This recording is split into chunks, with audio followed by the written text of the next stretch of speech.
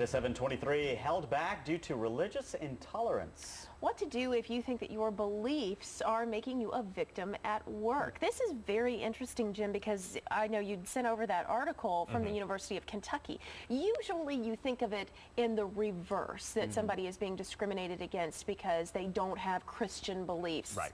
This is the opposite, right? Right, and that's what's interesting. And we always watch these cases, but what had happened where there was a gentleman who had applied to be the head, I think, of the astronomy department or something like that at the University of Kentucky, and he's a devout Christian.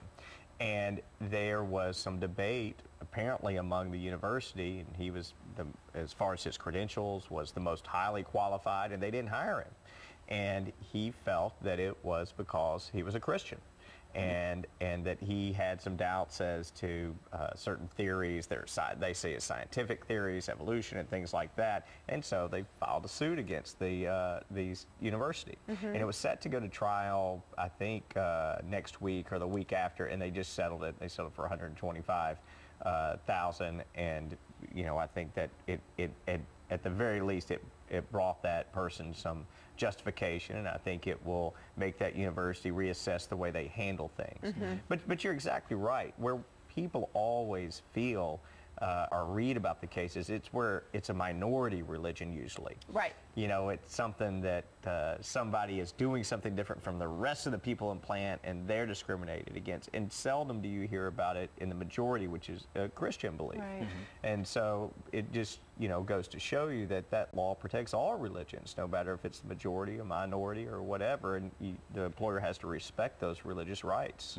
Are you seeing a lot of these kind of cases of religious intolerance coming across your desk, and with the Muslim religion being somewhat looked at closely, and people being afraid of it? Yeah, we've seen more over it the past 3 years. The folks that handle all that in our office, it's still not as much as a lot of our other employment cases, like overtime and sexual harassment and things like that.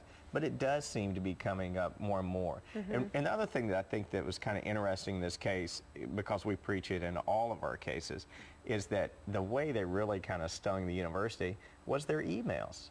And it happens in so many of our cases. They have this sense of security sending out emails. Once the litigation starts, first thing a lawyer does that when you handle these things is we send out questions as subpoenas, say, all right, we want to see your emails that mention this gentleman. Yes. And there were all sorts of emails that painted him as like a religious zealot or just some kind of goof in their views, and it really stung them in this. Wow.